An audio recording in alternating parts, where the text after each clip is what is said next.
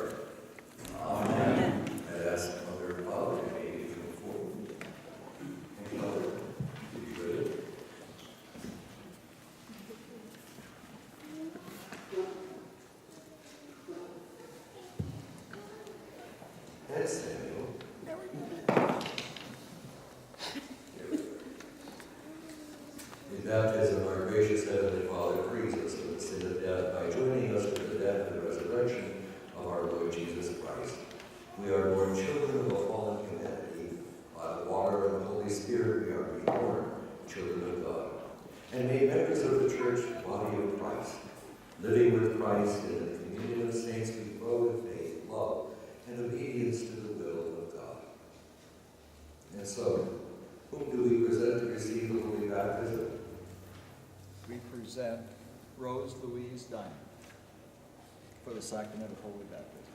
Called by the Holy Spirit, trusting in the grace and love of God, is it your desire, my Lord and Father, to have your child baptized? Yes. As you, Rose Louise, to receive the gift of baptism, you are entrusted with responsibilities to live with her among God's faithful people. Bring her to the Word of God and the Holy Supper. Teach her the Lord's Prayer, the Creed, and the Ten Commandments. Place in her hands the Holy Scriptures and nurture her in faith and prayer, so that your child might learn to trust God, proclaim Christ with the word and deed, care for others in the world God made, and work for justice and peace. And so, Mom and Dad, do you promise to help your child grow in Christian faith and life? The sponsors, by the way, this morning are the members of this whole church. And so I speak to you, sponsors, do you promise to nurture Rose Louise in the Christian faith as you are empowered by God's Spirit to help her live in the covenant of baptism in communion with our church? If so, please say, I do. I do. People of God, everyone here, family, members, and guests, do promise to support Rose Louise and pray for her and her life in Christ.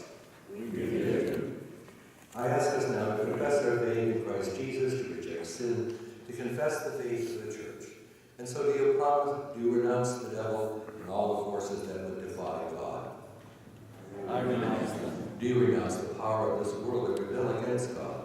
I renounce them. Do you renounce the ways of sin that draw you from God? I renounce them. And do you believe in God the Father? I believe in God the Father Almighty, creator of heaven and earth. And do you believe in Jesus Christ, the Son of God? I believe in Jesus Christ, the Holy Son of our Lord, who was conceived by the Holy Spirit, born of the Virgin Mary, suffered under Pontius Pilate, was crucified, died, and was buried. He descended to the dead. On the third day he rose again. He ascended into heaven. He is seated at the right hand of the Father, and he will come to judge the living and the dead. And do you believe in God the Holy Spirit? I believe in the Holy Spirit, the Holy Catholic Church, the communion of saints, the forgiveness of sins, the resurrection of the body, and the life everlasting. Amen. The Lord be with you. And also with you. Let us give thanks to the Lord our God. It is right to give our thanks and praise. We give our thanks, O God, for in the beginning your Spirit moved over the waters, and by your word you created the world, calling forth life in which you took delight. And through the waters of the flood you delivered Noah and his family, and through the sea you led your people Israel from slavery into freedom. At the river your Son was baptized by John and anointed with the Holy Spirit. By the baptism of Jesus' death and resurrection, you set us free from the power of sin and death. You raise us up to live with you. Pour out your Holy Spirit, the power of your living word, that those who are washed in the waters of baptism may be given new life. To you be given honor and praise through Jesus Christ our Lord, in the unity of the Holy Spirit, now and forever. Amen.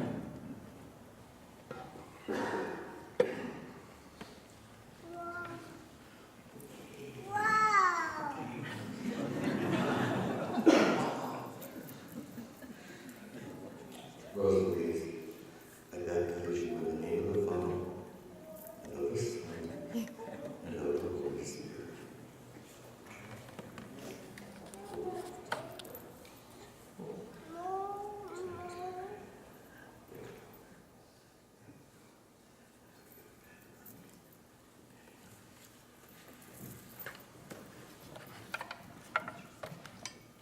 Rosa Louise, you belong to Christ, in whom you have been baptized.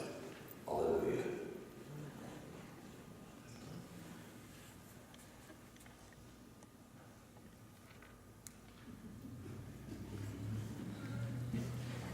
Baptized in union with him, you have put on Christ as a garment. Let us pray. We give you thanks that through the water of the Holy Spirit, you give your daughters and sons new birth and cleanse from sin and raise them to eternal life. Sustain Rose Louise with the gift of your Holy Spirit, the spirit of wisdom and understanding, the spirit of counsel and light, the spirit of knowledge, the fear of the Lord, and the spirit of joy in your presence, both now and forever. Amen.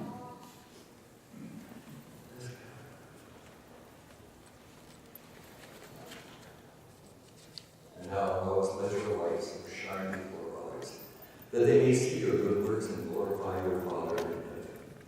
And so now, congregation, let us welcome the newly baptized. We welcome you into the body of Christ and into the mission we share. Join us in giving thanks and praise to God and bearing God's creative and redeeming word to all the world. This is the day which the Lord has made. Let us rejoice and be glad in it.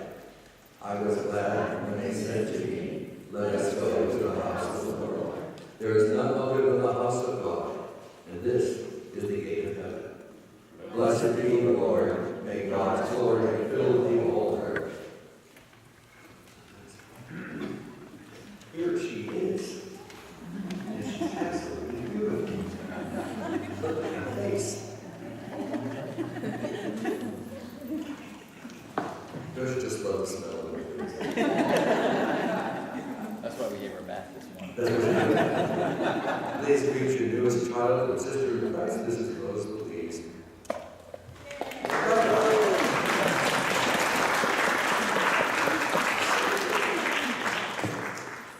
Please join in singing verses 1 and and 7, and for all the saints. And the choir will sing the verse in rhythm.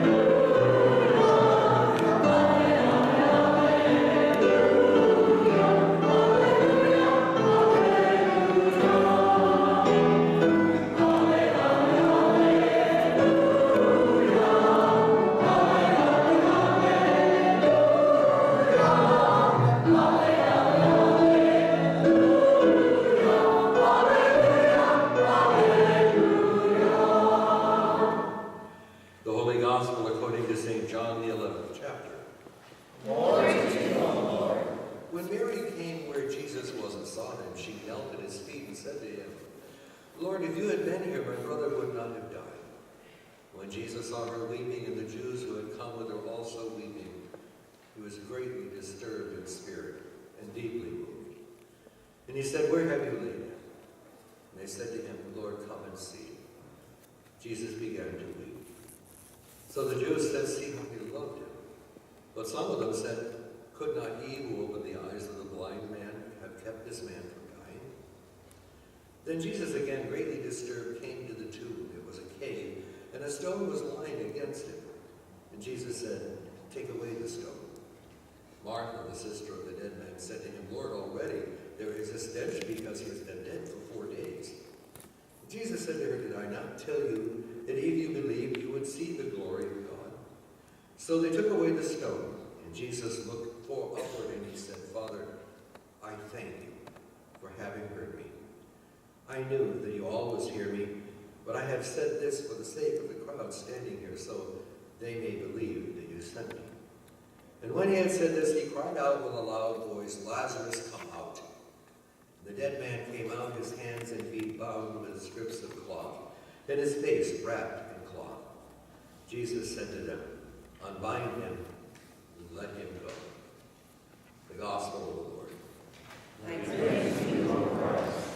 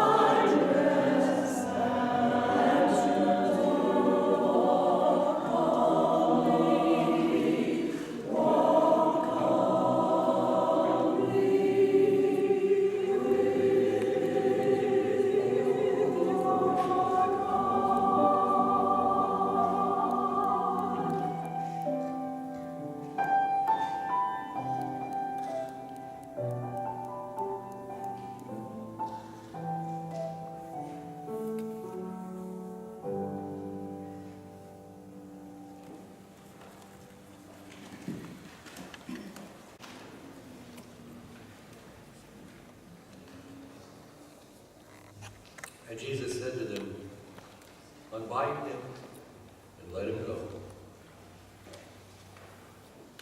The Feast of All Saints' Day is the remembrance in which we're called to remember those folks that have gone before us and that we loved. Therefore, every Sunday, or I should say every All Saints' Day, we have you sign names on cards and bring them. Put them in a basket, and we will bring that basket up later and put it on the altar as a remembrance of the people who are in our lives who we love so deeply. I was thinking about the baptism of Rose this morning and how little she is right now and what we do, and it seems so appropriate that they chose to have her baptized on All Saints' Day. Because in that baptism, she's called into a kind of life that speaks of what sainthood is all about. I think sometimes as I look back and I'm looking in our own worship book, the commemoration of the people's names. These are the people who in the past have become very well known for what they did as Christians, and so we have commemorations of them. But All Saints' Day was started so that it covered everybody. Not everybody gets up into those big reigns of remembrance in the life of the church. But you and I also know there are plenty of people whose names are written literally into eternity, into the memory of God. And so I look at this baby who we baptized, and I'm looking at these words, unbind him and let him go. Go into what? And the answer, of course, is freedom. And even in then, we ought to ask the further question, what is that freedom? And recalling the words of Jesus when he said to the people, you're going to know the truth, and the truth is going to set you free. But that invites another question, doesn't it? It just keeps moving. Free to do what? How does that work? And I think the power of that comes when communities like ours gather together and make decisions that are calling us forth in a resurrection, not just waiting until we pass away, until we die, or have to be resurrected, like certainly this person in this book, our gospel this morning in terms of Lazarus. I think sometimes what we forget, even though we are doing it, is we live lives that are in resurrection. And resurrection is that type of freedom of knowing what the truth is, trying to see it through the eyes of God. What does God see? And you start off in the Old Testament, what does God see? Right off with Abraham and Sarah, who all of a sudden are pulled from one land to another. And the story goes that strangers came to visit. And he tells Sarah, oh, quick, cook something up quick. We have people who are coming to visit. And through all of life, in the Jewish communities, this is how you treat the stranger.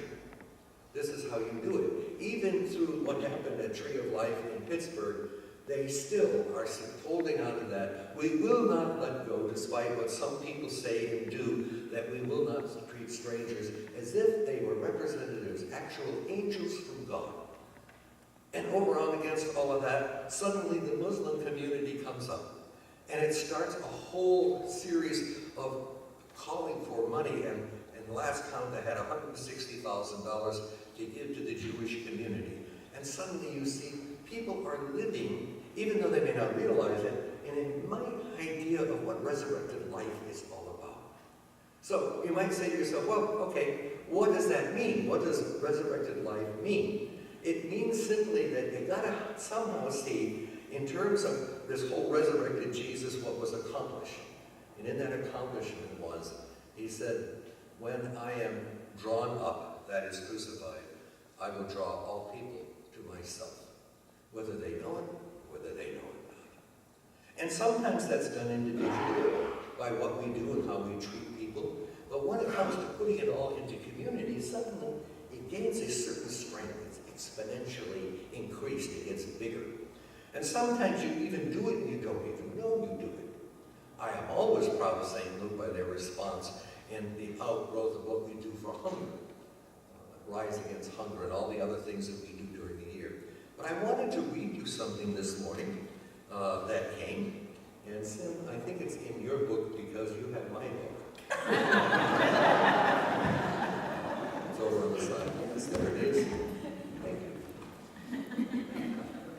Some of you will recall a member of our church who works most on Sundays, Matt Glasser. How many people know Matt Glasser? Yeah. So many of you from the past. Well, we baptized his son, Evan, just a little while ago. And this week I received a little card, and it was from Matt Glasser's wife's parents. And they live in Beaverton, Virginia. And I read it, and I think, I guess this is what we do. Let me read it to you. Dear Pastor Fred, this is long overdue. Thank you is nevertheless heartfelt. The baptism of Evan Glasser was incredibly beautiful. Though visitors and our first experience with the Lutheran Divine Liturgy, we felt very much at home and connected with those in worship. From the moment we entered, we were welcomed as family.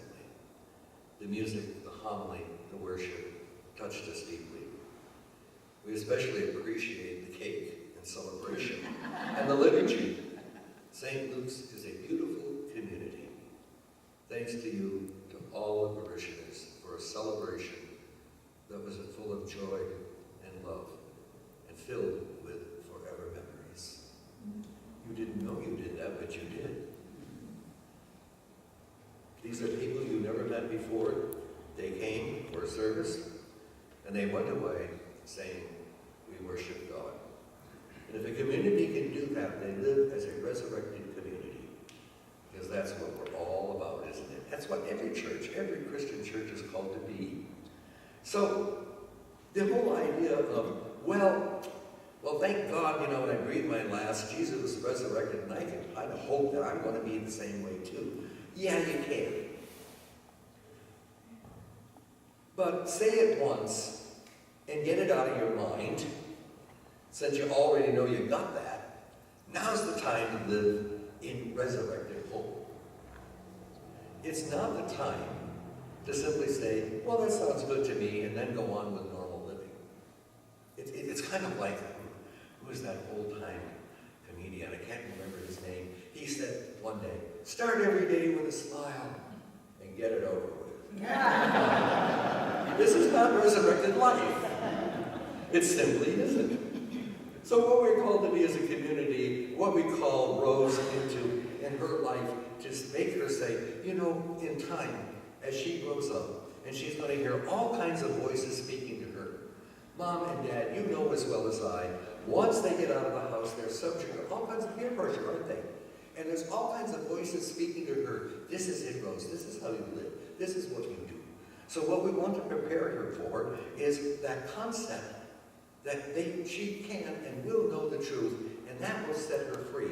Not throw her into bondage, but become that type of person who lives that type of resurrected life that reaches out to the people around her. And suddenly, she becomes a little Christ to the people that she encounters in her own life. It is a beautiful thing. And it's what a community does when it comes together to sing, to break the